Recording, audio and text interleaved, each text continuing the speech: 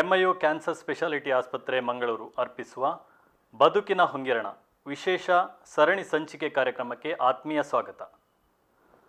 ಇವತ್ತಿನ ಆರೋಗ್ಯ ಸಂಚಿಕೆ ಕಾರ್ಯಕ್ರಮದಲ್ಲಿ ನಮ್ಮ ಜೊತೆಗಿದ್ದಾರೆ ಎಂಐಯು ಕ್ಯಾನ್ಸರ್ ಸ್ಪೆಷಾಲಿಟಿ ಆಸ್ಪತ್ರೆಯ ನಿರ್ದೇಶಕರು, ಹಾಗೆ ಖ್ಯಾತ ಕ್ಯಾನ್ಸರ್ ತಜ್ಞರು, ಹಾಗೆ ಶಸ್ತ್ರಚಿಕಿತ್ಸಾ ವಿಭಾಗದ ಅಂದರೆ ಸರ್ಜಿಕಲ್ ಆಂಕಾಲಜಿ ವಿಭಾಗದ ಮುಖ್ಯಸ್ಥರು ಡಾಕ್ಟರ್ ಜಲಾಲುದ್ದೀನ್ ಅಕ್ಬರ್ ಇವರು. ಸರ್, ಕಾರ್ಯಕ್ರಮಕ್ಕೆ ಸ್ವಾಗತ. ನಮಸ್ಕಾರ ಸರ್, ಕಳೆದ ಸಂಚಿಕೆಗಳಲ್ಲಿ ನಾವು ಕ್ಯಾನ್ಸರ್ ಬಗ್ಗೆ ಬಹಳಷ್ಟು ಮಾಹಿತಿಗಳನ್ನು ತಿಳಿದುಕೊಂಡಿದ್ದೇವೆ. ಸೊ ಇವತ್ತು ಅಂಡಾಶಯ ಕ್ಯಾನ್ಸರ್ ಬಗ್ಗೆ ಬಹಳಷ್ಟು ತಿಳಿದುಕೊಳ್ಳೋಣ. ಸೊ ಅಂಡಾಶಯ ಅಂದರೆ ಏನು ಸರ್? ಅಂಡಾಶಯ ಅಂದರೆ ನಾವು ಇಂಗ್ಲೀಷಲ್ಲಿ ಓವರೀಸ್, ಎಗ್ಸ್ ಅಂದರೆ ಎಗ್ ಇದು ಫಿಮೇಲ್ದು ರಿಪ್ರೊಡಕ್ಟಿವ್ ಆರ್ಗನ್, ಅಂದರೆ ರಿಪ್ರೊಡಕ್ಷನ್ಗೆ ಬೇಕಾದಂಥ ಆರ್ಗನ್. ಇದರಲ್ಲಿ ಕ್ಯಾನ್ಸರ್ ಬಂದರೆ ಓವೇರಿಯನ್ ಕ್ಯಾನ್ಸರ್ ಅಂತ ಹೇಳ್ತೇವೆ, ಅಂಡಾಶಯ ಕ್ಯಾನ್ಸರ್ ಅಂತ ಹೇಳ್ತೇವೆ. ಈಗ ಅಂಡಾಶಯದಲ್ಲಿ ಕ್ಯಾನ್ಸರ್ ಆಗುವಂಥದ್ದು, ಈಗ ಅಂಡಾಶಯದಲ್ಲಿ ಗಡ್ಡೆಗಳು ಬರುವಂಥದ್ದು ಅಂತ, ಅಥವಾ ಈ ಅಂಡಾಶಯದಲ್ಲಿ ಬರುವಂಥ ಗಡ್ಡೆಗಳೆಲ್ಲವೂ ಕ್ಯಾನ್ಸರ ಅಥವಾ ಅದರಲ್ಲಿ ಬೇರೆ ಬೇರೆ ಡಿಫ್ರೆನ್ಸ್ ಏನಾದರೂ ಇದೆಯಾ ಸರ್? ಇಲ್ಲ, ಅಂಡಾಶಯಲ್ಲಿ ಬರೋದೆಲ್ಲ ಕ್ಯಾನ್ಸರ್ ಅಲ್ಲ. ಆದರೆ ಅಂಡಾಶಯಲ್ಲಿ ಗಡ್ಡೆ ಬಂದರೆ ಅದರಲ್ಲಿ ಕ್ಯಾನ್ಸರ್ ಇದೇ ಇಲ್ಲ ಅಂತ ಅದನ್ನು ನಾವು ಇನ್ವೆಸ್ಟಿಗೇಷನ್ ಮಾಡಿ ಕಂಡುಹಿಡಿಯಬೇಕು. ಯಾಕಂದರೆ 90% ಚಾನ್ಸ್ ಅಂಡಾಶಯಲ್ಲಿ ಗಡ್ಡೆ ಇದ್ದರೆ ಅದು ಕ್ಯಾನ್ಸರ್ ಅಲ್ಲ, ಎಲ್ಲವೂ ಕ್ಯಾನ್ಸರ್ ಅಲ್ಲ.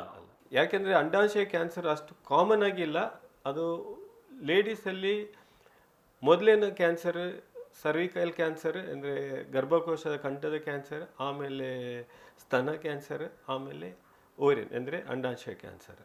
ಸೊ ಇದು ಮೂರನೇ ಭಾಗದಲ್ಲಿ ಪಟ್ಟದು. ವರ್ಷಕ್ಕೆ ಇಂಡಿಯಾದಲ್ಲಿ ಒಂದು 5 ಇಲ್ಲದ್ರೆ 6 ಪೇಷಂಟ್ 1 ಲಕ್ಷ ಹೆಂಗಸರಲ್ಲಿ 6 ಇಲ್ಲದ್ರೆ 7 ಪೇಷಂಟ್ ಅಂದರೆ ಇದರ ಪ್ರಮಾಣ.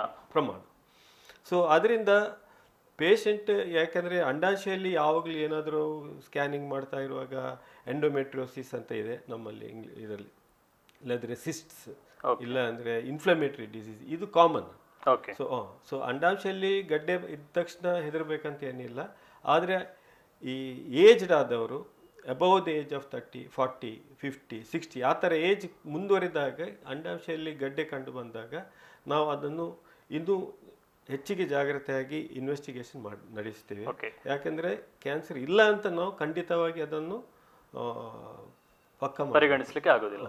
ಅಲ್ಲ ಮಾಡಿ ಆಮೇಲೆ ಸಿಂಪಲ್ ಆಗಿ ಟ್ರೀಟ್ಮೆಂಟ್. ಓಕೆ. ಅಂದರೆ ಈಗ ಭೌಗೋಳಿಕವಾಗಿ ಅಂದರೆ ಫುಲ್ಲು ವರ್ಲ್ಡ್ ವೈಡ್ ನೋಡೋದಾದ್ರೆ ಸ್ತನದ ಕ್ಯಾನ್ಸರ್, ಅದೇ ರೀತಿ ಓರಲ್ ಕ್ಯಾನ್ಸರ್. ವರ್ಲ್ಡ್ ವೈಡ್ ಅಲ್ಲಿ ಲೇಡೀಸ್, ಫಿಮೇಲ್, ನಾವು ಅಂದರೆ ಫಿಮೇಲ್ ಕಂಡು ಬರುವಂಥ ಕ್ಯಾನ್ಸರಲ್ಲಿ ನಂಬರ್ 1 ಬ್ರೆಸ್ಟ್ ಕ್ಯಾನ್ಸರ್ ಅಂದರೆ ಸ್ತನ ಕ್ಯಾನ್ಸರ್, ಆಮೇಲೆ ವರ್ಲ್ಡ್ ಓವೇರಿಯನ್ ಕ್ಯಾನ್ಸರ್ ಮತ್ತು ಸರ್ವೈಕಲ್ ಕ್ಯಾನ್ಸರ್. ನಮ್ಮ ಇಂಡಿಯಾದಲ್ಲಿ ಈಗ ಅರ್ಬನ್ ಏರಿಯಾದಲ್ಲಿ ಬ್ರೆಸ್ಟ್ ಕ್ಯಾನ್ಸರ್ ಹೆಚ್ಚಾಗಿ ಕಂಡು ಬರ್ತಾ ಇದೆ. ಬಟ್ ಓವರ್ ಆಲ್ ಇಂಡಿಯಾದಲ್ಲಿ ನೋಡಿದರೆ ಎಲ್ಲ ಇದು ಗರ್ಭಕೋಶ ಕಂಠದ ಕ್ಯಾನ್ಸರ್ ನಂಬರ್ 1 ಪೊಸಿಷನ್. ನಮ್ಮ ಈ ಕರಾವಳಿ ಭಾಗದಲ್ಲೂ ಕೂಡ ಅದರ ಪ್ರಮಾಣ ಜಾಸ್ತಿಯಾಗಿ ಇದೆಯಾ ಸರ್? ಕರಾವಳಿ ಭಾಗ ಸ್ವಲ್ಪ ಅರ್ಬನ್ ಅಧಿಕ ಇದ್ದಿದ್ದರಿಂದ ನಾವು ಈಗ ನಾನು 20 ವರ್ಷ ಆಯಿತು ಕಂಡು ಬರ್ತಾ ಇರುವಾಗ ಈ ಸ್ತನ ಕ್ಯಾನ್ಸರ್ ಹೆಚ್ಚಾಗ್ತಾ ಇದೆ. ಆಮೇಲೆ ಈವನ್ ಈ ಓರಿಯನ್ ಕ್ಯಾನ್ಸರ್, ಈ ಅಂಡಾಶಯ ಕ್ಯಾನ್ಸರ್ಗಳು ಹೆಚ್ಚಾಗಿ ಕಂಡು ಬರ್ತಾ ಉಂಟು. ಇದು 2 ಪ್ರಾಬ್ಲಮ್ ಇರ್ಬೋದು. ಒಂದು ಡಯಟ್ರಿ ಸ್ಟೈಲ್, ಲೈಫ್ ಸ್ಟೈಲ್, ಆಮೇಲೆ fertility, late marriage, late child birth. ಅಂದರೆ ಮುಖ್ಯವಾಗಿ ನಾವು ಹೇಳೋದಿದ್ರೆ ಇದಕ್ಕೆ ರಿಸ್ಕ್ ಫ್ಯಾಕ್ಟರ್ಸ್ ಅಂತ. ಈಗ ಅದಕ್ಕೆ ಕಾರಣವಾಗುವಂಥ ಪರೋಕ್ಷವಾದ ಕೆಲವೊಂದು ಅಂಶಗಳು ಅಂತ, ಅದು ಯಾವುದಿರ್ಬೋದು ಸರ್? ಅದೇ ರಿಸ್ಕ್ ಫ್ಯಾಕ್ಟರ್ಸ್ ಅಂತ ಹೇಳಿದ ತಕ್ಷಣ it is a risk factor, it is not a guarantee that it is ಅದರಿಂದ ಬರುತ್ತೆ ಅಂತ. ಸೊ ಅದೊಂದು ನಾವು ಫಸ್ಟಾಗಿ ಅರ್ಥ ಮಾಡ್ಕೊಳ್ಬೇಕು. ನಾವು ಒಂದು ಪೇಷಂಟಿಗೆ ರಿಸ್ಕ್ ಫ್ಯಾಕ್ಟರ್ ಹೇಳಿದ ತಕ್ಷಣ ಅವ್ರಿಗೆ ಆ ರಿಸ್ಕ್ ಫ್ಯಾಕ್ಟರ್ ಇದೆ ಅಂದರೆ ಅವ್ರು ಕ್ಯಾನ್ಸರ್ ಬಂತಂತ ಅದನ್ನು ಭಯಪಡಬೇಕಂತೇನಿಲ್ಲ. ರಿಸ್ಕ್ ಫ್ಯಾಕ್ಟರ್ ಇದ್ದವರಿಗೆ ಎಲ್ಲರಿಗೆ ಬರಬೇಕಂತಿಲ್ಲ, ರಿಸ್ಕ್ ಫ್ಯಾಕ್ಟರ್ ಇಲ್ಲದವರಿಗೆ ಬರದೇ ಇರಬೇಕಂತೇನಿಲ್ಲ. ಸೊ ರಿಸ್ಕ್ ಫ್ಯಾಕ್ಟರ್ ಏನಂದರೆ, ಈಗೊಂದು ಅಂಡಾಶಯ ಕ್ಯಾನ್ಸರ್ ತಗೊಂಡ್ರೆ 100 ಅಂಡಾಶಯ ಕ್ಯಾನ್ಸರಲ್ಲಿ ಇಂಥ ರಿಸ್ಕ್ ಫ್ಯಾಕ್ಟರ್ ಒಂದು 40 to 50% ಆ ರಿಸ್ಕ್ ಫ್ಯಾಕ್ಟರ್ಸ್ ಇರ್ಬೋದು. So it is not that 100% ಇರಬೇಕಂತ. ಸೊ ಅಂಡಾಶಯ ಕ್ಯಾನ್ಸರಲ್ಲಿ ರಿಸ್ಕ್ ಫ್ಯಾಕ್ಟರ್ಸ್ ನೋಡಿದರೆ ಇಟ್ ಈಸ್ ಇನ್ ಒಂದು ಅರ್ಲಿ ಮೆನಾರ್ಕಿ, ಅಂದರೆ ಅವರು ಪೀರಿಯಡ್ಸ್ ಬೇಗ ಸ್ಟಾರ್ಟ್ ಆಗಿ ಲೇಟ್ ಪೀರಿಯಡ್ಸ್ ಎಂಡ್ ಆಗೋದು, ಅಂದರೆ ಆಫ್ಟರ್ ದ ಏಜ್ ಆಫ್ 50, ಅದಕ್ಕೆ ಒಂದು there is a risk aspect.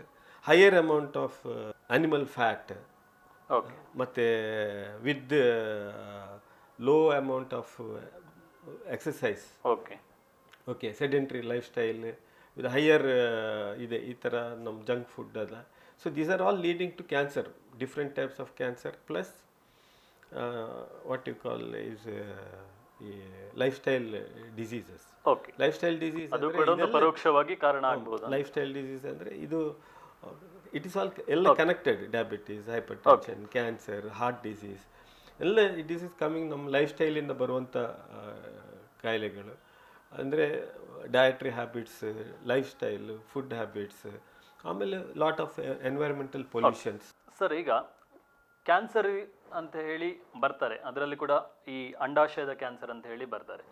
ಬರುವಂಥ ಪೇಷಂಟ್ಗಳು ಅವರು ಯಾವುದು ಸಾಮಾನ್ಯವಾದ ಲಕ್ಷಣಗಳನ್ನು ನಿಮಗೆ ವಿವರಿಸ್ತಾರೆ, ಅಥವಾ ತಾವು ವೈದ್ಯರಾಗಿ ಯಾವುದೆಲ್ಲ ಸೈನ್ಸ್ ಆ್ಯಂಡ್ ಸಿಂಪ್ಟಮ್ಸ್ ಅಂತ ಹೇಳ್ತೇವೆ, ಗುಣಲಕ್ಷಣಗಳು, ಆ ಗುಣಲಕ್ಷಣಗಳು ಯಾವುದು ಸರ್? ಓವೇರಿಯನ್ ಕ್ಯಾನ್ಸರ್ ಏನಂದರೆ ಸೈಲೆಂಟ್. ಸೊ ಈ ಅಂದರೆ ಅಂಡಾಶಯ ಕ್ಯಾನ್ಸರ್ ಸೈಲೆಂಟ್ ಅಂತ ಹೇಳ್ತೇವೆ, ಸುಮ್ಮನೆ ಇರುತ್ತೆ ಅದು. ಸೊ ಯಾವುದೇ ಲಕ್ಷಣ ಸ್ಟಾರ್ಟಿಂಗಲ್ಲಿ ಅದಕ್ಕೆ ಏನು ಹೆಚ್ಚಾಗಿ ಲಕ್ಷಣ ಇರೋದಿಲ್ಲ. ಸೊ 50-60-70% ಪೇಷಂಟ್ ಸ್ವಲ್ಪ ಬರುವಷ್ಟರಲ್ಲಿ ಸ್ವಲ್ಪ ಅಡ್ವಾನ್ಸ್ ಸ್ಟೇಜಲ್ಲಿ ಬರ್ತಾರೆ.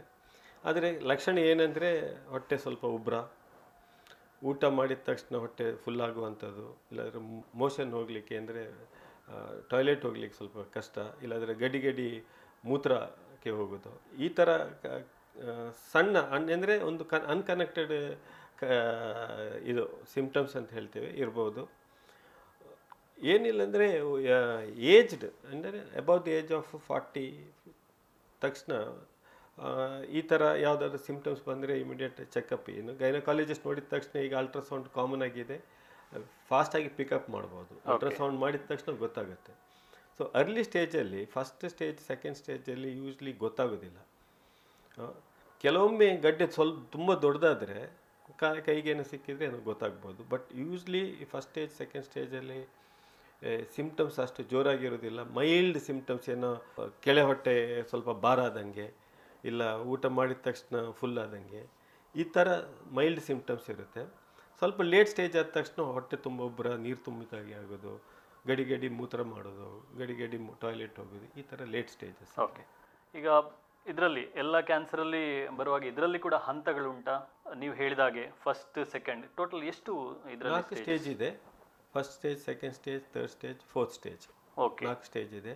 ಫಸ್ಟ್ ಸ್ಟೇಜ್ ಆ್ಯಂಡ್ ಸೆಕೆಂಡ್ ಸ್ಟೇಜಲ್ಲಿ ನಾವು ಕಂಡು ಹಿಡಿದ್ರೆ cure rates are very high. Third ಸ್ಟೇಜಲ್ಲಿ ಆ್ಯಂಡ್ ಫೋರ್ತ್ ಸ್ಟೇಜಲ್ಲಿನೂ cure rates are there, but ಸ್ವಲ್ಪ ಕಮ್ಮಿ. ಅಂದರೆ 100 ಪೇಷಂಟ್ಸ್ ಟ್ರೀಟ್ ಮಾಡಿದರೆ the percentage of cure comes down. ಇದು ಅಂಡಾಶಯ ಕ್ಯಾನ್ಸರಲ್ಲಿ ಮುಖ್ಯವಾಗಿ very good surgery and chemotherapy. ಈಗ ಬಹಳಷ್ಟು ಮಾಹಿತಿಗಳನ್ನು ಈಗಾಗಲೇ ನೀಡಿದ್ದೀರಿ. ಒಂದು ಸಣ್ಣ ವಿರಾಮ ತೆಗೆದುಕೊಂಡು ಮತ್ತೆ ನಮ್ಮ ಮಾತುಕತೆಯನ್ನು ಮುಂದುವರಿಸೋಣ. ವೀಕ್ಷಕರೇ, ಒಂದು ಸಣ್ಣ ವಿರಾಮ ತೆಗೆದುಕೊಂಡು ಮತ್ತೆ ಆರೋಗ್ಯ ಈ ಕಾರ್ಯಕ್ರಮ ಮುಂದುವರಿಯೋದು.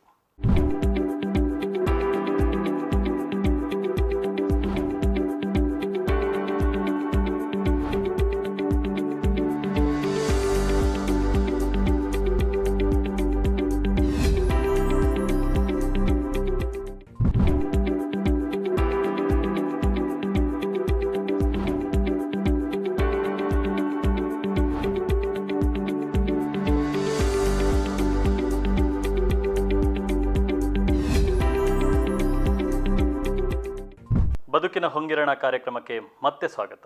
ಅಂಡಾಶಯ ಕ್ಯಾನ್ಸರ್ ಬಗ್ಗೆ ಮಾತಾಡ್ತಾ ಇದ್ದೀವಿ.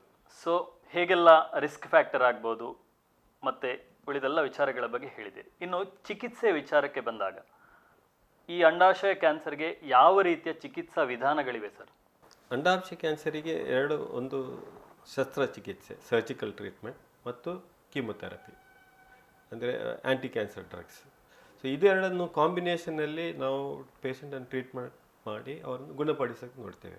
ಫಸ್ಟ್ ಸ್ಟೇಜಲ್ಲಿ ಬಂದರೆ ಕೀಮೊಥೆರಪಿ ಅವಶ್ಯಕತೆ ಇರೋದಿಲ್ಲ, ಬರೀ ಸರ್ಜರಿ ಮಾಡಿದರೆ ಸಾಕಾಗುತ್ತೆ. ಮತ್ತು ಆ ಪೇಷಂಟನ್ನು ಫಾಲೋ ಅಪ್ಪಲ್ಲಿರ್ತೇವೆ. ಈ ಸರ್ಜರಿ ಏನಂದರೆ ಗರ್ಭಪಾತ್ರೆ, ಅಂಡಾಂಶ, ಅಂದರೆ ಇದನ್ನು ಸ್ಟೇಜಿಂಗ್ ಲೆಪ್ರಾಟಮಿ ಅಂತ ಹೇಳೋದು. ಫುಲ್ ಓಪನ್ ಮಾಡಿಬಿಟ್ಟು ಕಂಪ್ಲೀಟ್ ಕ್ಲಿಯರ್, ಈ ಕ್ಯಾನ್ಸರ್ ಎಲ್ಲೆಲ್ಲೂ ಹರಡ್ಬೋದು, ಎಲ್ಲೆಲ್ಲೂ ಹೋಗ್ಬೋದು, ಅದನ್ನೆಲ್ಲ ಕಂಪ್ಲೀಟ್ ಕ್ಲಿಯರ್ ಮಾಡಿ ಅದನ್ನೆಲ್ಲ ಟೆಸ್ಟಿಗೆ ಕೊಟ್ಟು ಕಳಿಸ್ತೀವಿ. ಆ ಟೆಸ್ಟಲ್ಲಿ ಯಾವ ಥರ ರಿಪೋರ್ಟ್ ಬರ್ತಿದೆ ಆಮೇಲೆ ಫರ್ದರ್ ಟ್ರೀಟ್ಮೆಂಟ್ ಪ್ಲ್ಯಾನ್ ಮಾಡ್ತೀವಿ. ಸೊ ಅ ಪರ್ಫೆಕ್ಟ್ ಅಂದರೆ ಕರೆಕ್ಟ್ ಸರ್ಜರಿ, ಸ್ಟೇಜಿಂಗ್ ಲೆಪ್ರಾಟಮಿ ಅಂತ ಹೇಳ್ತೇವೆ. ಇದರಲ್ಲಿ ಒಂದು 6-8 ಸ್ಟೆಪ್ಸ್ ಇದೆ. ಆ ಸ್ಟೆಪ್ಸನ್ನು ಕಂಪ್ಲೀಟ್ ಕರೆಕ್ಟಾಗಿ ಮಾಡಿ ಅದನ್ನು ಟೆಸ್ಟಿಗೆ ಕಳಿಸಿದ ನಂತರ ಆ ಟೆಸ್ಟ್ ರಿಪೋರ್ಟ್ ಪ್ರಕಾರ ಫರ್ದರ್ ಟ್ರೀಟ್ಮೆಂಟ್. ಆ ಟೆಸ್ಟಲ್ಲಿ ಏನು ಸ್ಪ್ರೆಡ್ ಇಲ್ಲ, ಬರೀ ಅಂಡಾಶಯಲ್ಲಿ ಮಾತ್ರ ಕ್ಯಾನ್ಸರ್ ಇದೆ, ಬೇರೆ ಎಲ್ಲೂ ಸ್ಪ್ರೆಡ್ ಇಲ್ಲ ಅಂದರೆ ಅಲ್ಲಿಗೆ ಟ್ರೀಟ್ಮೆಂಟ್ ಮುಗಿಯಿತು. ಆ ಪೇಷಂಟದು ಫಾಲೋಅಪಲ್ಲಿ ಇರ್ತೀವಿ.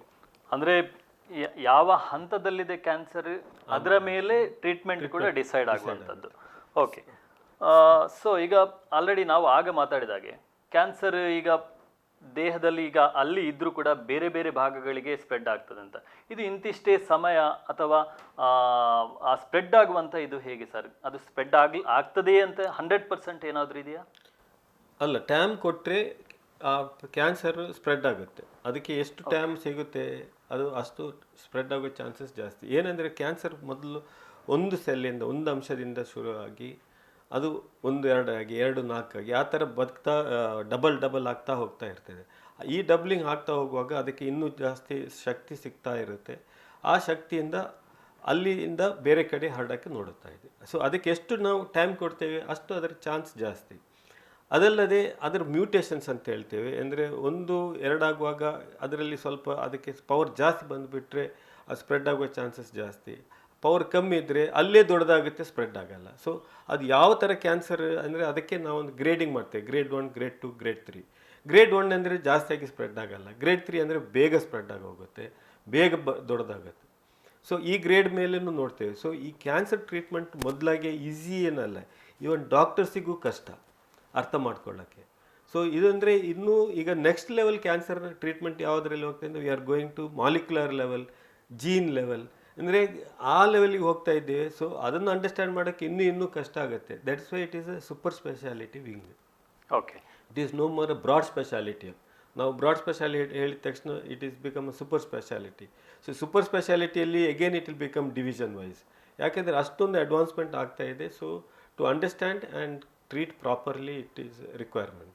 ಸೊ ನೀವು ಕೇಳಿದಾಗೆ ಸ್ಪ್ರೆಡ್ ಆಗ್ಬೋದು. ಈ ಅಂಡಾಂಶ ಕ್ಯಾನ್ಸರ್ದು ಸ್ಪ್ರೆಡ್ ಆಗೋ ಏನಂದರೆ ಹೊಟ್ಟೆಯೊಳಗೆ ಮೊದಲು ಸ್ಪ್ರೆಡ್ ಆಗೋದು. ಸೊ ಮೊದಲು ಪೆಲ್ವಿಸ್ ಅಂತ ಹೇಳ್ತೇವೆ, ಅಂದರೆ ಸೊಂಟ ಕೆಳಗೆ, ಅಂಬಲಿಕಸ್ ಅಂದರೆ ನಮ್ಮ ಇದರ ಕೆಳಗಡೆ ಮಾತ್ರ ಸ್ಪ್ರೆಡ್ ಆಗ್ಬೋದು. ಅದಕ್ಕೆ ಟೈಮ್ ಕೊಟ್ಟ ತಕ್ಷಣ ಮೇಲೆ ಹೋಗುತ್ತೆ, ಆಮೇಲೆ ಲಿವರ್ ಮೇಲೇನೂ ಹೋಗ್ಬೋದು. ಸೊ ಹೊಟ್ಟೆಯೊಳಗೇ ಇರೋದು ಈ ಕ್ಯಾನ್ಸರ್. ಇದಕ್ಕೆ ಫಸ್ಟಾಗಿ ಸರ್ಜರಿ ಇಂಪಾರ್ಟೆಂಟ್ ಆಗಿರೋದು ಸರ್ಜರಿ. ಸೊ ನಾನು ಫಸ್ಟ್ ಸ್ಟೇಜ್ ಇದು ಹೇಳಿ ಆಯಿತು. ಸೆಕೆಂಡ್ ಸ್ಟೇಜಲ್ಲಿ ಏನು ಮಾಡ್ತೀವಿ ಅಂದರೆ ಆಲ್ಸೋ ಈ surgery first. Okay, complete staging laparotomy. ಎಲ್ಲೆಲ್ಲೂ ಕ್ಯಾನ್ಸರ್ ಸ್ಪ್ರೆಡ್ ಆಗಿದೆ ಅಲ್ಲೆಲ್ಲ ಆ ಭಾಗವನ್ನೆಲ್ಲ ತೆಗಿಬೇಕು. ಆಮೇಲೆ we send it for testing ಆದ ನಂತರ ಪಾಸಿಟಿವ್ ಬಂದರೆ patient will go for 6 cycles of chemotherapy. 6 course chemotherapy ಹೋಗ್ತೇವೆ. ಥರ್ಡ್ ಸ್ಟೇಜ್ ಬಂದ ತಕ್ಷಣ ಇಟ್ ಈಸ್ ಆಲ್ರೆಡಿ ಸ್ಪ್ರೆಡ್, ಹೊಟ್ಟೆಯೊಳಗೆ ಎಲ್ಲ ಸ್ಪ್ರೆಡ್ ಆಗಿದೆ. ಸೊ ಇಂಥ ಪೇಷಂಟಿಗೆ ಮೊದಲು ನಾವು ಸರ್ಜರಿ ಮಾಡೋಕ್ಕೆ ಹೋಗಲ್ಲ. ಒಂದು ಸಲ ಸ್ಕ್ಯಾನಿಂಗ್ ಟೆಸ್ಟ್ಗಳಲ್ಲಿ ಥರ್ಡ್ ಸ್ಟೇಜ್ ಅಂತ ನಾವು ಅದನ್ನು ಕನ್ಫರ್ಮ್ ಮಾಡ್ತೀವಿ. ಅಂದರೆ ಮಾಡಿದ ತಕ್ಷಣ patient will go for chemotherapy. 3 course chemotherapy ಆದ ನಂತರ ಆಮೇಲೆ ರಿಅಸೆಸ್ ಮಾಡ್ತೀವಿ ಸರ್ಜರಿ. ಈ surgery this is known as a cytoreductive surgery. ಕೆಲವೊಮ್ಮೆ ಈ ಸರ್ಜರಿ ನನಗೆ 7 hours, 8 hours, 9 hours, 10 hours ಹಿಡಿದದ್ದು ಇದೆ. ಅಲ್ಲಿ ಆ ಸಿಚುವೇಶನ್ಲಿ ಎಷ್ಟು ಹೋಗುತ್ತೆ ಅಂದರೆ ನಾವು ಅದನ್ನು ಹೊಟ್ಟೆ ಒಳಗಿರುವ ಎಲ್ಲೆಲ್ಲೂ ಕ್ಯಾನ್ಸರ್ ಇದೆ ಅದನ್ನೆಲ್ಲ ಕಂಪ್ಲೀಟ್ ತೆಗೆದು ಕ್ಲಿಯರ್ ಮಾಡಿದ್ರೆ ನಾವು ಅದನ್ನು ಬಿಡೋದಿಲ್ಲ. ಆ ಥರ ನಾವು ಅಲ್ಲಿ ನಿಂತ್ಕೊಂಡು ಮಾಡ್ತೀವಿ. ಆಮೇಲೆ ಆ ಕ್ಯಾನ್ಸರ್ ಸರ್ಜರಿ ಸ್ಟಾರ್ಟ್ ಮಾಡಿದ ನಂತರ ನಾವು ಬೇರೆ ನೆನಪು ಬರಲ್ಲ ನಮಗೆ, ಬರೀ ಸರ್ಜರಿ. ಊಟ ಕೀಟ ತಿಂಡಿ, ಔಟ್ ಪೇಷಂಟ್, ಬೇರೆ ಪೇಷಂಟ್ ಕಾಯ್ತಾ ಇದ್ದಾರೆ, ಏನು ನಾವು ಗಮನ ಕೊಡಲ್ಲ ಅದಕ್ಕೆ. ಅದನ್ನು ಕ್ಲಿಯರ್ ಮಾಡಿದ ನಂತರನೇ ನಾವು ಈ ಪ್ರೊಸೀಡ್ ಅದು ಮಾಡಿ ಈಗ 1 step ಫರ್ದರ್ ಹೋಗಿದ್ದೇವೆ. ಆವಾಗಲೇ ಹೊಟ್ಟೆ ಒಳಗೆ ನಾವು ಪೋರ್ಟ್ಸ್ ಅಂತ ಹಾಕ್ತೇವೆ, ಟ್ಯೂಬ್ಸ್ ಹಾಕಿ ನೆಕ್ಸ್ಟ್ ಡೇ ಅವರಿಗೆ ಕೀಮೊಥೆರಪಿ ಕೊಡ್ತೀವಿ ಹೊಟ್ಟೆ ಒಳಗೇನೆ ಡೈರೆಕ್ಟ್. ಯಾಕೆಂದರೆ ಈ ಕ್ಯಾನ್ಸರ್ ಫೇಲ್ ಆಗೋದು ಏನಂದರೆ ಹೊಟ್ಟೆ ಒಳಗೇನೆ ಫೇಲ್ ಆಗೋದು, ಮ್ಯಾಕ್ಸಿಮಮ್ ನಂಬರ್ ಆಫ್ ಟೈಮ್ಸ್ ಹೊಟ್ಟೆ ಒಳಗೇನೆ ಫೇಲ್ ಆಗೋದು. ಸೊ ಹೊಟ್ಟೆ ಒಳಗೆ ನಾವು ಅದನ್ನು ಕಂಟ್ರೋಲ್ ತೆಗೆದ್ರೆ ಈ ಥರ್ಡ್ ಸ್ಟೇಜ್ ಪೇಷಂಟನ್ನು ಸಹ ನಾವು up to 5 years, 6 years, 7 years ಮುಂದೆ ಎಕ್ಸ್ಟೆಂಡ್ ಮಾಡ್ಬೋದು. So the amount of work involved ಅಷ್ಟು ನಾವು ಅದನ್ನು ಹಿಂದೆ ಓಡಾಡಿದರೆ we can get a cure in even this. Cure ಅಂದರೆ some achieve cure, some will go on 5 years, 6 years, 7 years, 10 years ಆ ಥರ. ಸೊ ಅಂದರೆ ಈಗ ನಮ್ಮ ಪ್ಲ್ಯಾನ್ ಏನಂದರೆ ಎವ್ರಿ ಪೇಷಂಟನ್ನು ಎಷ್ಟು ನಾವು ಮುಂದುವರಿಸಲಿಕ್ಕೆ ಆಗುತ್ತೆ ಅಷ್ಟು ನಾವು ಪ್ರಯತ್ನ ಮಾಡ್ತೀವಿ. ಮುಖ್ಯವಾಗಿ ಅರ್ಲಿ ಡಿಟೆಕ್ಷನ್ ಈ ಅಂಡಾಂಶ ಕ್ಯಾನ್ಸರಲ್ಲಿ ಸ್ವಲ್ಪ ಕಷ್ಟ. ಯಾಕಂದರೆ ಈಗ ತಾನೇ ಅಲ್ಟ್ರಾಸೌಂಡ್ ತುಂಬ ಎಲ್ಲ ಕಡೆ ಈಸಿಯಾಗಿ ಅವೈಲೇಬಿಲಿಟಿ ಇದೆ. ಗೈನಕಾಲಜಿಸ್ಟ್ ಅಲ್ಲಿ ಇಲ್ಲಿ ಹೋದರೆ ಎಲ್ಲರೂ ಒಂದು ಸ್ಕ್ಯಾನ್ ಮಾಡ್ಕೊಂಡು ಬನ್ನಿ ಅಂತ ಹೇಳ್ತೀವಿ. ದಟ್ ಈಸ್ ಆ್ಯಕ್ಚುಲಿ ಎಷ್ಟೋ ಜನರ ಲೈಫ್ ಸೇವ್ ಆಗಿದೆ. ಡಾಕ್ಟ್ರು ಸುಮ್ಮನೆ ಸ್ಕ್ಯಾನ್ ಕೇಳಿದ್ರು ಅಂತ ಥಿಂಕ್ ಮಾಡಬೇಡಿ. ಸ್ಕ್ಯಾನ್ ನಾರ್ಮಲ್ ಇದ್ದರೆ ಹ್ಯಾಪಿಯಾಗಿ ಹೋಗಿರಿ. ಯಾಕೆಂದರೆ 100 ಪೇಷಂಟಿಗೆ ಈ ಥರ ಸ್ಕ್ಯಾನ್ ಕೇಳಿದ್ರಲ್ಲಿ ಅಟ್ಲೀಸ್ಟ್ 1-2 ಇಂಥ ಕ್ಯಾನ್ಸರ್ ಪಿಕಪ್ ಆಗುತ್ತೆ. ಅಂಡಾಂಶ ಇಲ್ಲಾದರೂ ಬೇರೆ ಎಲ್ಲಾದರೂ ಒಂದು ಕ್ಯಾನ್ಸರ್ ಪಿಕಪ್ ಆಗುತ್ತೆ. ಯಾರೋ ಡಾಕ್ಟರ್ಸ್ ಅಲ್ಟ್ರಾಸೌಂಡ್ ಮಾಡಿ ಅಂದ ತಕ್ಷಣ ಹ್ಯಾಪಿಯಾಗಿ ಹೋಗಿ ಮಾಡಿಸ್ಕೊಳ್ಳಿ. ಯಾಕೆಂದರೆ ಬೇರೆ ಎಲ್ಲಾದರೂ ಕ್ಯಾನ್ಸರ್ ಇದ್ದರೆ ಅದು ಡಿಟೆಕ್ಟ್ ಆಗ್ತದೆ. ಸೊ ಈ ಸಾಂಪ್ರದಾಯಿಕವಾಗಿ ಅಂದರೆ ಈ ಮೊದಲು ಕೆಲವೆಲ್ಲ ಚಿಕಿತ್ಸಾ ವಿಧಾನಗಳಿದೆ ಇದ್ದವು. ಸೊ ಇವಾಗ ಆಧುನಿಕ ಇದರಲ್ಲಿ ಇನ್ನೂ ಅಡ್ವಾನ್ಸ್ ಟ್ರೀಟ್ಮೆಂಟ್ ಬಂದಿದೆ. ಅವತ್ತಿಗೂ ಮತ್ತು ಇವತ್ತಿಗೂ ಏನು ಡಿಫ್ರೆನ್ಸ್ ಇದೆ ಡಾಕ್ಟರ್? ಆವತ್ತಿಗೂ ನಾವು ಸೈಟೋರಿಡಕ್ಟಿವ್ ಸರ್ಜರಿ ಮಾಡಿ ಇಷ್ಟೊಂದು ಎಕ್ಸ್ಟೆನ್ಸಿವ್ ಆಗಿ ಮಾಡ್ತಾ ಇರಲಿಲ್ಲ. 4 hours 3 hours ಅಲ್ಲಿ ಮ್ಯಾಕ್ಸಿಮಮ್ ಆಗಿ ಮುಗಿಸ್ತಾ ಇದ್ವಿ. ನಾನು ಕಿದ್ವಾಯಲ್ಲಿ ಬೆಂಗಳೂರಲ್ಲಿ 20 years ಬ್ಯಾಕ್ ಸ್ಟಾಫ್ ಆಗಿರುವಾಗ we are doing 3 hours 4 hours ಅಲ್ಲಿ ಮುಗಿಸ್ತಾ ಇದ್ವಿ. ಈಗ ಶುಗರ್ ಬೇಕರ್ ಅಂತ ಒಂದು ಅಮೇರಿಕನ್ ಸರ್ಜನ್ ಇದನ್ನು ಮುಂದುವರಿಸಿದರು. ಅದರಲ್ಲಿ ಅವರು cytoreductive surgery with complete peritonectomy, pelvic peritonectomy, resection of all deposits of ovarian cancer ಎಲ್ಲೆಲ್ಲೂ ಇದ್ದದನ್ನೆಲ್ಲ ಕಂಪ್ಲೀಟ್ ಕ್ಲಿಯರ್ ಮಾಡಿ, ಲಿವರ್ ಮೇಲೆ ಮೇಜರ್ ರಿಸೆಕ್ಷನ್ಸ್ ಎಲ್ಲ ಮಾಡಿ, ಆಮೇಲೆ ಈ ಟ್ಯೂಬ್ಸನ್ನು ಹಾಕಿ ಕೀಮೊಥೆರಪಿ ಹೈಪರ್ಥರ್ಮಿಕ್ ಇಂಟ್ರಾಪೆರಿಟೋನಿಯಲ್ ಕೀಮೊಥೆರಪಿ. ಈ ಕೀಮೊಥೆರಪಿಯನ್ನು ಅವರೊಂದು ಪ್ರಮೋಟ್ ಮಾಡಿದರು. ಸೊ ಇದರಿಂದ ದ ಪರ್ಸೆಂಟೇಜ್ ಆಫ್ ಪೇಷಂಟ್ಸ್ ಆ 3rd stage ಮತ್ತು 4th ಸ್ಟೇಜಲ್ಲಿರೋ ಪೇಷಂಟನ್ನು ನಾವು ಇನ್ನೂ ಅವರನ್ನು ಮುಂದೆ ಕ್ಯೂರ್ ಮಾಡೋಕ್ಕೆ ಸಾಧ್ಯವಿದೆ. ಇಲ್ಲ ಅಂದರೆ at least we can extend 4, 5, 6 or even 7 years or 10 years life. So this is the newer technique. So ಈ ಟೆಕ್ನಿಕನ್ನು ಮಾಡಬೇಕಂದ್ರೆ 2 things. Surgeon has to extremely dedicated and competent.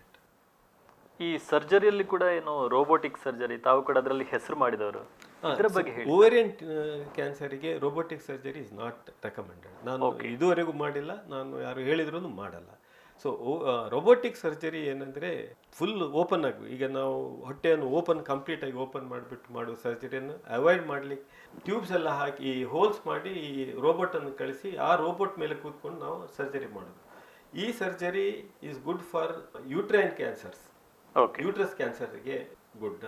ಆಮೇಲೆ ರೆಕ್ಟಮ್ ಕ್ಯಾನ್ಸರ್ ಅಂದರೆ ಮಲದ್ವಾರ ಕ್ಯಾನ್ಸರಿಗೆ, ಅನ್ನನಾಲಿ ಕ್ಯಾನ್ಸರಿಗೆ, ಅಂದರೆ ಎದೆ ಓಪನ್ ಮಾಡೋದಕ್ಕಿಂತ ಎದೆಯ ಒಳಗೆ ನಾವು ಈ ಟ್ಯೂಬನ್ನು ಹಾಕಿ ಯೂಸೋಫೇಜಲ್ ಕ್ಯಾನ್ಸರ್, ಸ್ಟಮಕ್ ಕ್ಯಾನ್ಸರ್, ಇಂಥ ಕ್ಯಾನ್ಸರ್ಸ್ ಎಲ್ಲಿ ನಮ್ಗೆ ಈಸಿಯಾಗಿ ಅದನ್ನು ಒಂದು ಆರ್ಗನಿಂದ ತೆಗಿಲಿಕ್ಕೆ ಆಗುವಂಥದ್ದು, ಕಿಡ್ನಿ ಕ್ಯಾನ್ಸರ್ಸ್, ಇದನ್ನೆಲ್ಲ ರೋಬೋಟಿಕನ್ನು ನಾವು ಮಾಡ್ತೀವಿ.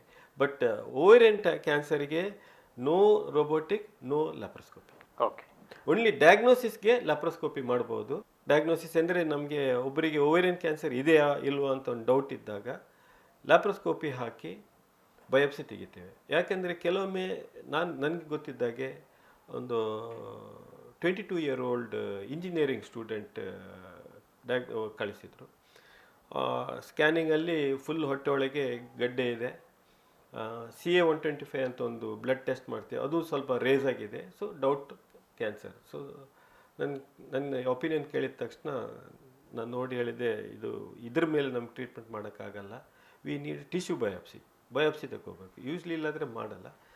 ಸೊ ಹೇಗೆ ಮಾಡೋದಂದರೆ ಡಯಾಗ್ನೋಸ್ಟಿಕ್ ಲ್ಯಾಪ್ರೋಸ್ಕೋಪಿ ಅಂತ. ಆವಾಗ ನಾವು ಸಣ್ಣ ಒಂದು ಟ್ಯೂಬ್ ಹಾಕಿಬಿಟ್ಟು ಬಯಾಪ್ಸಿ ಮಾಡಿದ್ದೇವೆ. ಆ ಹುಡುಗಿ ಆವಾಗ ಅವಳು ನನಗೆ ಎಕ್ಸಾಮ್ ಹೋಗಬೇಕು ಅಂತ ಹಠ ಹಿಡಿತಾ ಇದ್ದಾಳೆ. ಸೊ ಎಲ್ಲ ಸ್ವಲ್ಪ ಸಮಾಧಾನ ಮಾಡಿ ಒಂದು ಬಯಾಪ್ಸಿ ಮಾಡಿ, I said in 2 days you can go for exam. Biopsy ಮಾಡಿ ನೆಕ್ಸ್ಟ್ ಡೇ ಅವಳು ಓದ್ಲು, ಎಕ್ಸಾಮ್ ತಗೊಂಡ್ಲು, ಅವಳು ಬಿಟ್ಟೇ ಇಲ್ಲ. But it came as tuberculosis. Okay, doctor Hansraj ಅವ್ರ ಪೇಷಂಟು, ಅವ್ರು ನೋಡಿ ಟ್ಯೂಬರ್ಕ್ಲೋಸಿಸ್ ಆಗಿ ನಾವು ಇಬ್ಬರೂ ಖುಷಿ ಆದೇವೆ. ಅಂದರೆ ಹ್ಯಾಪಿ, ನಾವು ಖುಷಿ, ಅವಳು ಖುಷಿ, ಅವಳ ಫ್ಯಾಮಿಲಿ ಖುಷಿ, ಎಲ್ಲರೂ ಹ್ಯಾಪಿಯಾಗಿ ಟ್ರೀಟ್ಮೆಂಟ್ ಮಾಡ್ಕೊಂಡು TB ಟ್ರೀಟ್ಮೆಂಟ್ ಹಾಕಿದ ತಕ್ಷಣ ಹ್ಯಾಪಿ. ಓಕೆ, ಈಗ ಒಂದು ಸಣ್ಣ ವಿರಾಮ ತೆಗೊಳ್ಳುವ, ಮತ್ತೆ ನಾವು ನಮ್ಮ ಮಾತುಕತೆ ಮುಂದುವರಿಸೋಣ. ವೀಕ್ಷಕರೇ, ಬದುಕಿನ ಹೊಂಗಿರಣ ಕಾರ್ಯಕ್ರಮದಲ್ಲಿ ಒಂದು ಸಣ್ಣ ವಿರಾಮದ ನಂತರ ಮತ್ತೆ ಸಿಗೋಣ.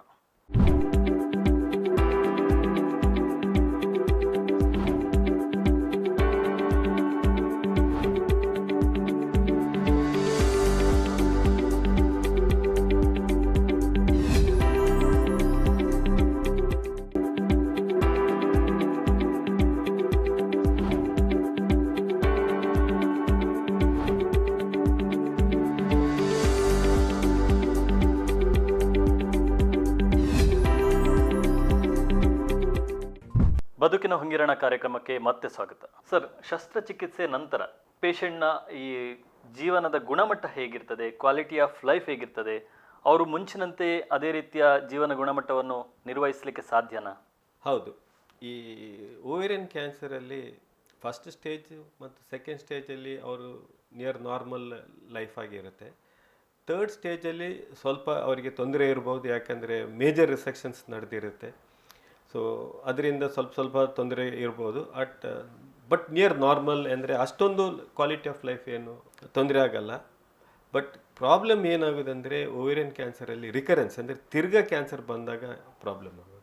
ಸೊ ಈ ಓವೇರಿಯನ್ ಕ್ಯಾನ್ಸರಿಂದ ಈ ಡೆತ್ ಮತ್ತು ರಿಕರೆನ್ಸಿಂದ ಸ್ಲೋಲಿ ಡೆತ್ ಆವಾಗ that is when quality of life ತುಂಬ ಸಫರ್ ಆಗುತ್ತೆ. ಯಾಕೆಂದರೆ ಹೊಟ್ಟೆ ಉಬ್ರ, ಕರಳುಗಳು ಸರಿಯಾಗಿ ಕೆಲಸ ಮಾಡಲ್ಲ, ಊಟ ಸೇರಲ್ಲ, ಮೋಷನ್ ಸರಿಯಾಗಿ ಹೋಗಲ್ಲ, ಯೂರಿನ್ ಮಾಡೋಕ್ಕೆ ಕಷ್ಟ ಆಗುತ್ತೆ, ಆಮೇಲೆ ಹೊಟ್ಟೆಯಲ್ಲಿ ನೀರು ತುಂಬಕ್ಕೆ ಶುರು ಆಗುತ್ತೆ, ತುಂಬ ವೀಕ್ ಆಗುತ್ತಾರೆ, ಯಾಕೆ ಊಟ ಹೋಗಲ್ಲ, ವೀಕ್ನೆಸ್ಸು, ಸ್ಟ್ರೆಂತ್ ಇರಲ್ಲ. So this is a quality of life ಅವ್ರು ಸಫರ್ ಆಗೋದು ರಿಕರೆನ್ಸ್ ಆದ ತಕ್ಷಣ.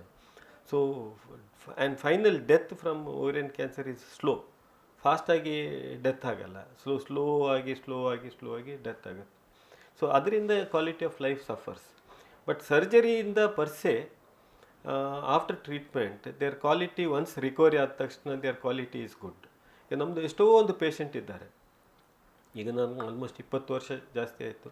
ಸೊ ಆವಾಗಲೂ ಟ್ರೀಟ್ಮೆಂಟ್ ಮಾಡಿದ ಪೇಷಂಟ್ ಈಗಲೂ ಬಂದು ಹೋಗ್ತಾ ಇರ್ತಾರೆ, ಏನು ತೊಂದರೆ ಇಲ್ಲ. ಬಟ್ ಆ ಫೇಲ್ ಆದ ಪೇಷಂಟ್ಸ್, ಕ್ಯಾನ್ಸರ್ ಟ್ರೀಟ್ಮೆಂಟಿಂದ ಫೈನಲ್ ಫೇಲ್ ಆದ ಪೇಷಂಟ್ ಅವ್ರು ತುಂಬ ಸಫರ್ ಆಗುತ್ತೆ.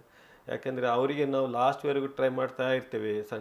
ಅಂದರೆ ಮೆಟ್ರೋನಾಮಿಕ್ ಟ್ರೀಟ್ಮೆಂಟ್ ಇಲ್ಲಾಂದರೆ ಸಪೋರ್ಟಿವ್ ಕೇರ್ ಟ್ರೀಟ್ಮೆಂಟ್ ಅಂತ ಇದೆ, ಇದೆರಡನ್ನು ಟ್ರೈ ಮಾಡ್ತಾ ಇರ್ತೀವಿ. ಬಟ್ ದ ಕ್ವಾಲಿಟಿ ತುಂಬ ಕೆಟ್ಟದಾಗುತ್ತೆ, their quality is not good. So ಆ ರೀಸನಿಂದ ಈ ನ್ಯೂ ಟೆಕ್ನಿಕ್, ಈ 8 hours 9 hours 10 hours surgery with ಹೈಪೆಕ್, that is because of that. ಯಾಕೆಂದರೆ ಆ ಕ್ವಾಲಿಟಿಯನ್ನು ನೋಡಿ ಏನೋ ಇವರಿಗೆ ಮಾಡಬೇಕಂತ ಬಿಟ್ಟು, that is how the advancement happens. ಯಾವಾಗ ಎಲ್ಲಿ ಸಫರಿಂಗ್ ಜಾಸ್ತಿ ಇದೆ ಆ ಸಫರಿಂಗನ್ನು ಹೇಗೆ ಕಮ್ಮಿ ಮಾಡೋದಂತ it is an ongoing ಒಂಥರ ಫೈಟ್. ಎಲ್ಲಿ ಈಸಿಯಾಗಿ ಸಿಗುತ್ತೆ ದೇರ್ ಇಸ್ ನೋ ಫೈಟ್.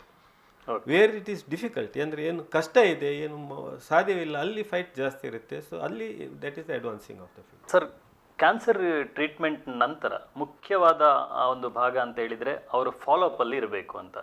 ಎಷ್ಟು ಸಮಯಗಳಿಗೆ ಒಂದ್ಸಲ ಅವರು ಫಾಲೋಅಪ್ ಅಲ್ಲಿ ಇರಬೇಕು, ಅಥವಾ ಡಾಕ್ಟರ್ ಸಂಪರ್ಕದಲ್ಲಿ ಇರಬೇಕಾದ್ದು ಬಹಳ ಇಂಪಾರ್ಟೆಂಟಾ ಹೇಗೆ sir? It is important. Follow up is A important part of surgery. ಇದರಲ್ಲಿ ಎರಡು, ಒಂದನೇದು ತಿರ್ಗಾ ಬಂದ ತಕ್ಷಣ ನಮಗೆ ಒಂದು ಹಿಡ್ಕೊಳ್ಳೋಕ್ಕಾಗತ್ತೆ, ಒಂದನೇದು. ಎರಡನೇದು ಪೇಷಂಟಿಗೆ ಒಂದು ಸಲ ಕ್ಯಾನ್ಸರ್ ಇದ್ದರೆ ಬೇರೆ ಎಲ್ಲಾದರೂ ಒಂದು ಕ್ಯಾನ್ಸರ್ ಆಗೋ ಚಾನ್ಸಸ್ ಬರುವ ಚಾನ್ಸಸ್ ಇದೆ, ಅದನ್ನು ಬೇಕಾದರೆ ನೋಡ್ಕೊಳ್ತಾ ಇರ್ಬೋದು. 3, ಇವರಿಗೆ ಏನಾದರೂ ಸಣ್ಣ ಪುಟ್ಟ ಕಂಪ್ಲೇಂಟ್ಸ್ ಇದೆ, as you said quality of ಲೈಫಿಗೆ ಅವ್ರು ಬಂದ ತಕ್ಷಣ ನಾವು ಮಾತಾಡ್ತೇವೆ, ಕೇಳ್ತೇವೆ, ಏನಾದರೂ ಡೆಫಿಷಿಯನ್ಸಿ ಇದ್ದರೆ, ಏನಾದರೂ ಇದ್ದಿದ್ದರೆ ಅದನ್ನು ಕರೆಕ್ಷನ್ ಮಾಡ್ತೇವೆ. ಸೊ ಇದು ಇಂಪಾರ್ಟೆಂಟು ಫಾರ್ ಫಾಲೋಅಪ್.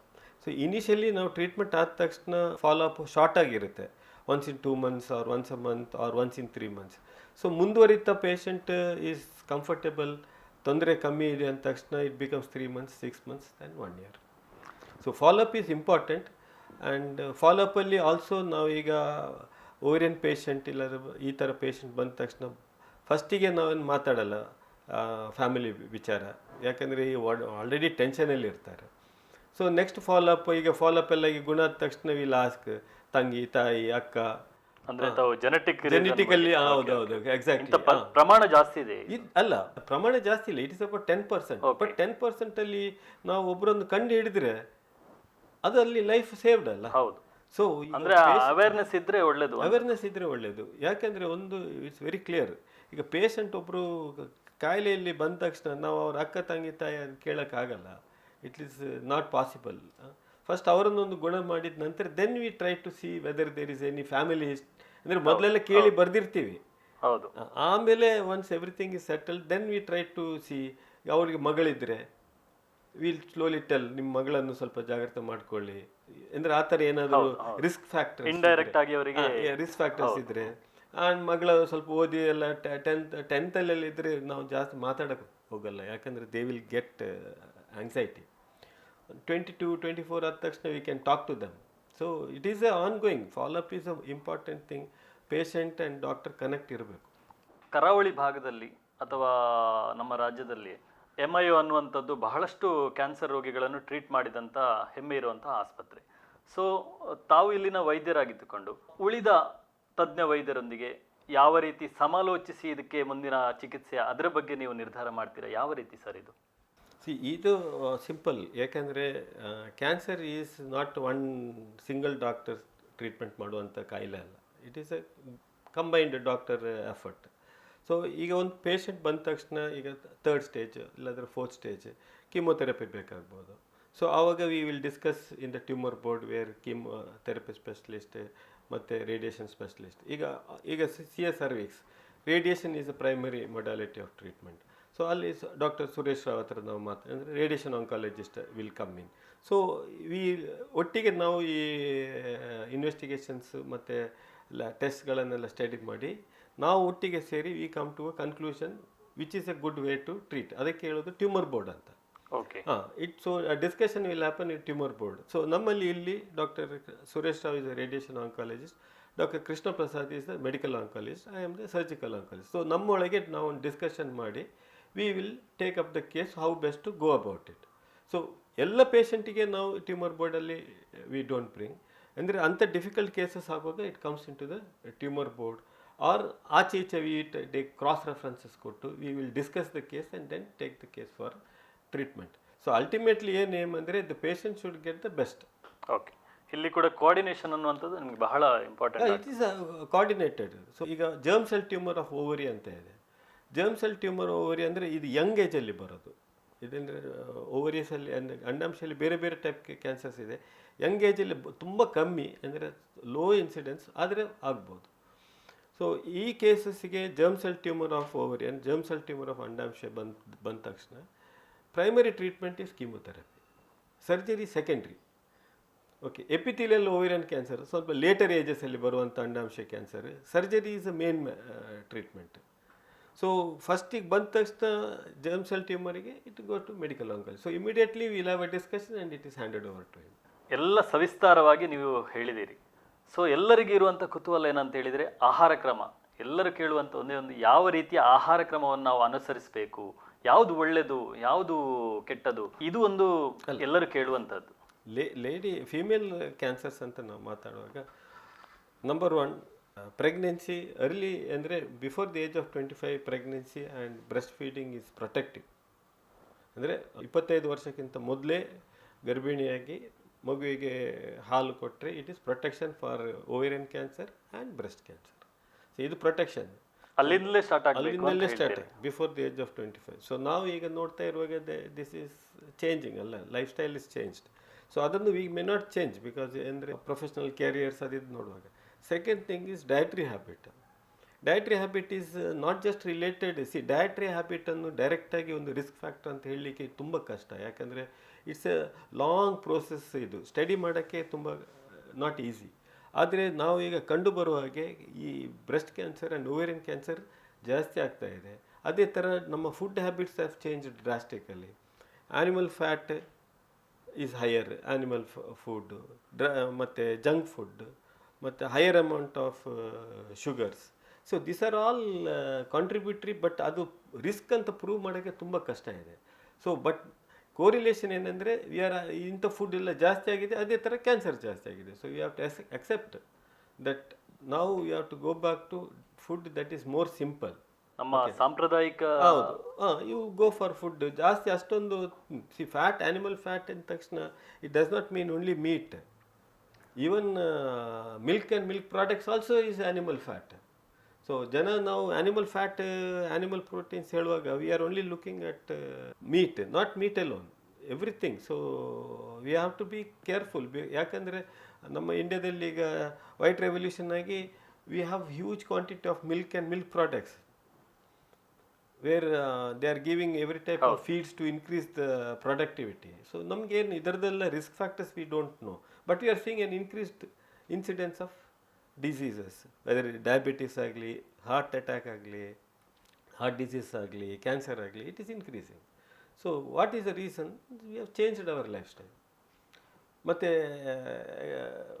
ವರ್ಕ್ ಅಂದರೆ ಎಕ್ಸಸೈಸಸ್ ತುಂಬ ಕಮ್ಮಿ, ನಡೆಯೋದು ಕಮ್ಮಿ. ಸೊ ಎಲ್ಲ ಕಾರ್ ಜೀವನ ಕ್ರಮದಲ್ಲಿ ಸಂಪೂರ್ಣ ಬದಲಾವಣೆ ಆಗಿದೆ. ಆಗಿದೆ. So we have to relook. ಆದಷ್ಟು ಫುಡ್ ಹ್ಯಾಬಿಟ್ಸನ್ನು ಟೋನ್ ಡೌನ್ ಮಾಡಿ ಮಾಡ್ರೇಷನಲ್ಲಿ, ಆದಷ್ಟು ವಾಕಿಂಗ್ ಮಾಡಲಿಕ್ಕೆ.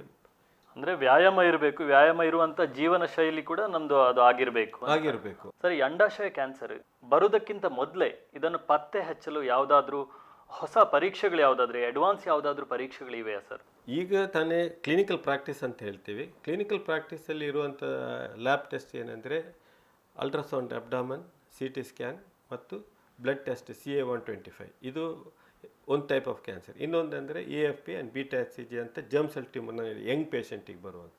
These are the clinical practice, ಅಂದರೆ ನಮ್ಮ ಪ್ರಾಕ್ಟೀಸಲ್ಲಿ ಇರುವಂಥದ್ದು. ಏನು ಈಗ ಮುಂದೆ ಬರ್ತಾ ಇರೋದಂತೆ ಬ್ಲಡ್ಡಲ್ಲಿ ಪಿಕಪ್ ಮಾಡೋಕ್ಕಾಗತ್ತಾ, ಮತ್ತು ಜೀನ್ ಲೆವೆಲಲ್ಲಿ ಯಾರಿಗೆ ರಿಸ್ಕ್ ಇದೆ ಅವರನ್ನು ಪಿಕಪ್ ಮಾಡುವಂಥ ಇದಂದರೆ ಇಟ್ಸ್ ಆನ್ಗೋಯಿಂಗ್ ರಿಸರ್ಚ್ ಆ್ಯಕ್ಟಿವಿಟಿಯಲ್ಲಿ. ಸೊ ಈ ರಿಸರ್ಚ್ ಆ್ಯಕ್ಟಿವಿಟಿ ನಮಗೆ ಫೈನಲಿ ಫ್ರೂಟ್ಫುಲ್ ಆಗಬೇಕಂದ್ರೆ ಇನ್ನೊಂದು 5 ವರ್ಷದಲ್ಲಿ ಇಂಥ ಟೆಸ್ಟ್ಗಳೆಲ್ಲ ಪಾಸಿಬಿಲಿಟಿ ಇದೆ. ಯಾಕೆಂದರೆ ನಾನೇ ಇನ್ವಾಲ್ವ್ ಆಗಿದ್ದೇನೆ ಇಂಥ ರಿಸರ್ಚ್ ಆ್ಯಕ್ಟಿವಿಟೀಸಲ್ಲಿ. ಸೊ ಇದೆಲ್ಲ ಫೈನಲಿ ಫ್ರೂಟ್ಫುಲ್ ಆಗಬೇಕು. ಅಂದರೆ ಕ್ಲಿನಿಕಲ್ ಪ್ರಾಕ್ಟೀಸ್ ಅಂದರೆ ಉಳ್ಳಾಲದಲ್ಲಿ, ಇಲ್ಲಾದರೆ ಕಾರ್ಕಳದಲ್ಲಿ, ಎಲ್ಲಾದರೂ ಡಾಕ್ಟ್ರ್ ಜನರಲ್ ಪ್ರಾಕ್ಟೀಸ್ ಮಾಡುವಂಥ ಡಾಕ್ಟ್ರಿಗೆ ಬರೆದು ಕೊಟ್ಟರೆ ಅವನಿಗೆ ಕಂಡುಹಿಡಿಯುವಂಥ ಟೆಸ್ಟ್ ಬಂದರೆ then only it is fruitful. ಅವನೊಂದು ದೊಡ್ಡ ಪೇಷಂಟು ಒಂದು ಮೇಜರ್ ಸಿಟಿಗೆ ಬಸ್ ಇಟ್ಕೊಂಡು ಬಂದು ಆಮೇಲೆ ಟೆಸ್ಟ್ ಮಾಡಿಕೊಂಡು ಹೋಗುವಂಥದ್ದು that is not going to helpful. ಅಂಥ ವ್ಯವಸ್ಥೆಗಳು ಆಗಬೇಕು ಅಂತ ಆಗುತ್ತೆ. It will take another 5 to 10 years. ಯಾಕೆಂದರೆ ಇವಾಗ research is going into ಆ ಥರ ಲೆವೆಲ್ಗೆ ಹೋಗ್ತಾ ಇದೆ. ಯಾಕೆಂದರೆ ಅಲ್ಲಿ ಬ್ಲಡ್ ಟೆಸ್ಟ್ ಮಾಡಿದರೆ ಆ ಬ್ಲಡ್ ಇಲ್ಲಿ ಬಂದು ಮುಟ್ಟುತ್ತೆ ಮೇಜರ್ ಸಿಟಿಗೆ. ಲ್ಯಾಬಲ್ಲಿ ಇರಬೇಕಂತಿಲ್ಲ, ಬ್ಲಡ್ ಕಲೆಕ್ಷನ್ ಮಾತ್ರ, and the report will go within 3 days 4 days. So ಯಾವ ಕೋಣೆಯಲ್ಲಿದ್ರೂ ಬ್ಲಡ್ ಟೆಸ್ಟ್ ಇಲ್ಲದ್ರೆ ಇಂಥ ಸ್ಮಾಲ್ ಟೆಸ್ಟ್ಗಳಲ್ಲಿ ಕಂಡುಹಿಡಿಯುವಂಥ ಟೆಸ್ಟ್ಗಳನ್ನು ಇಟ್ ಈಸ್ ಆನ್ ರಿಸರ್ಚ್. ಆ ರಿಸರ್ಚ್ ಫ್ರೂಟ್ಫುಲ್ ಆದರೆ ಇಟ್ ಈಸ್ ಪಾಸಿಬಲ್. ಇವಾಗ ನಾನು ಹೇಳಿದಾಗೆ ಅಲ್ಟ್ರಾಸೌಂಡು, CT ಸ್ಕ್ಯಾನ್, ಬ್ಲಡ್ ಟೆಸ್ಟಲ್ಲಿ CA-125 ಆ್ಯಂಡ್ AFP beta-HCG ಇದೆಲ್ಲ ಟೆಸ್ಟ್ಗಳು ಕಾಯಿಲೆ ಆದ ನಂತರ, ಮೊದಲೇ ಗೊತ್ತಾಗಲ್ಲ. ಹೌದು, ಕಾಯಿಲೆಯಲ್ಲಿ ಆಗಬೇಕು, first stage, second stage, third ಸ್ಟೇಜಲ್ಲಿ ಇರಬೇಕು, ಅಂದರೆ ಮಾತ್ರ ಗೊತ್ತಾಗುತ್ತೆ. ಒಂದು ಸಣ್ಣ ವಿರಾಮ ತೆಗೆದುಕೊಳ್ಳುವ, ಮತ್ತೆ ನಾವು ನಮ್ಮ ಮಾತುಕತೆಯನ್ನು ಮುಂದುವರಿಸೋಣ. ವೀಕ್ಷಕರೇ, ಬದುಕಿನ ಹೊಂಗಿರಣ ಕಾರ್ಯಕ್ರಮದಲ್ಲಿ ಒಂದು ಸಣ್ಣ ವಿರಾಮ.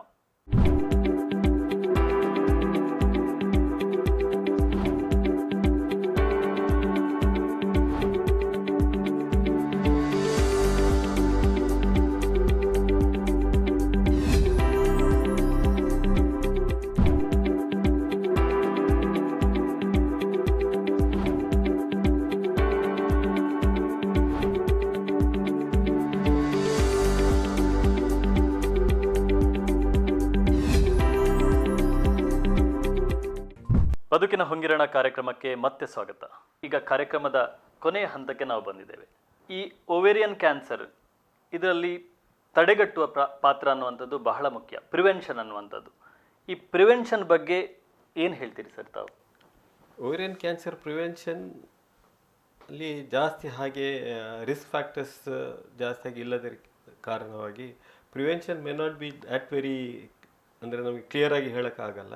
ಬಟ್ ನಾನು ಹೇಳಿದಾಗೆ ಅರ್ಲಿ ಚೈಲ್ಡ್ ಬರ್ತ್ ಅಂದರೆ pregnancy with breast feeding before the age of 25 ವರ್ಷಕ್ಕಿಂತ ಮೊದಲು ಗರ್ಭಿಣಿ ಮತ್ತು ಬ್ರೆಸ್ಟ್ ಫೀಡಿಂಗ್ ಮಾಡಿದರೆ ಇಟ್ ಈಸ್ ಪ್ರೊಟೆಕ್ಟಿವ್.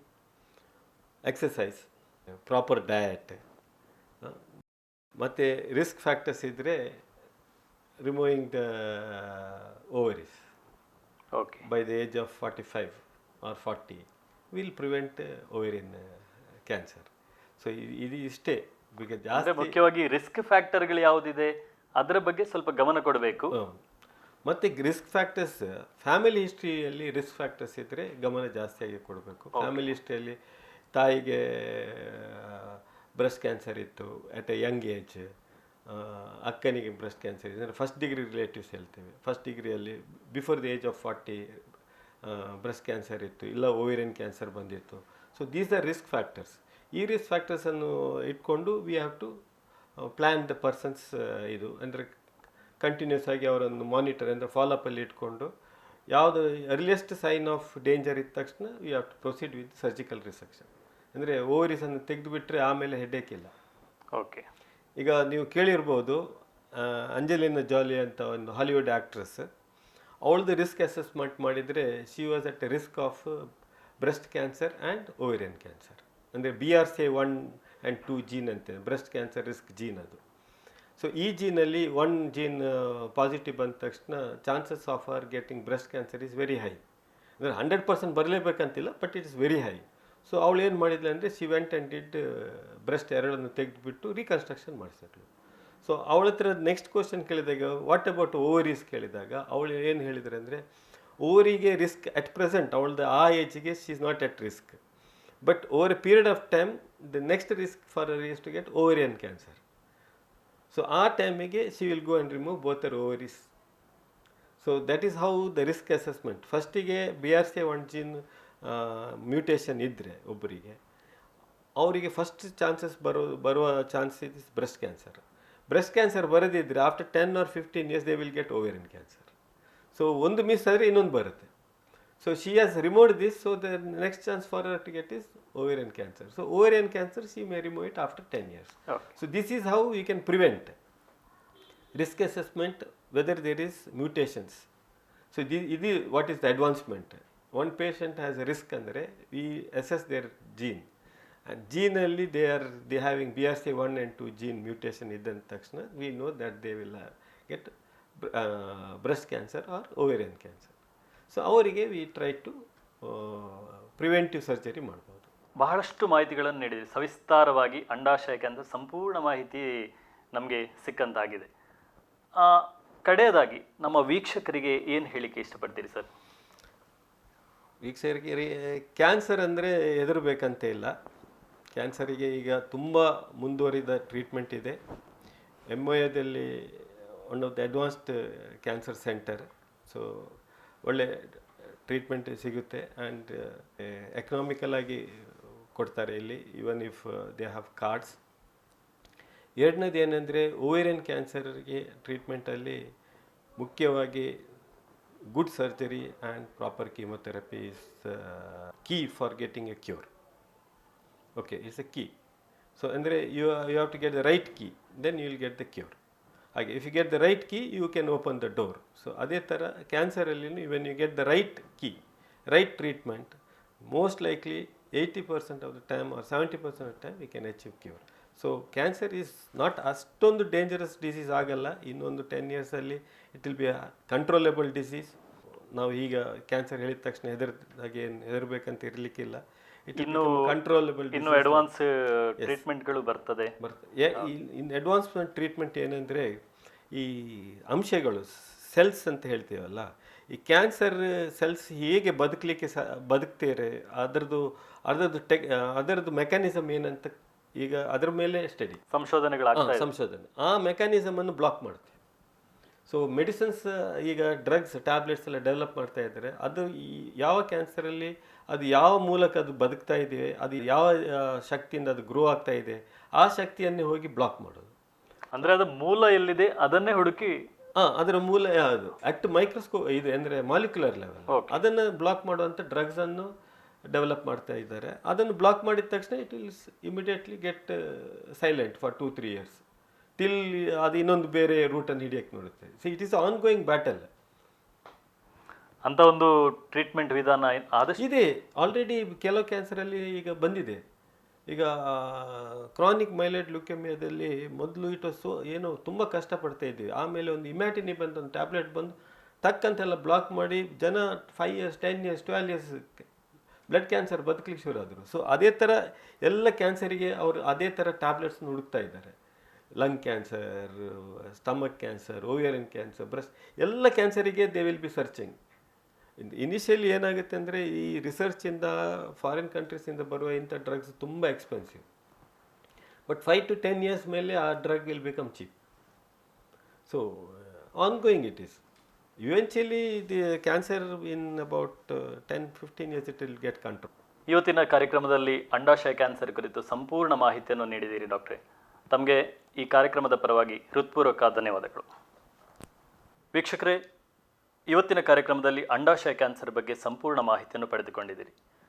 ಮುಂದಿನ ನಮ್ಮ ಸರಣಿ ಸಂಚಿಕೆಯಲ್ಲಿ ಇನ್ನಷ್ಟು ಕ್ಯಾನ್ಸರ್ಗಳ ಕುರಿತು ಮತ್ತಷ್ಟು ಮಾಹಿತಿಗಳನ್ನು ಪಡೆಯೋಣ. ನಮಸ್ಕಾರ.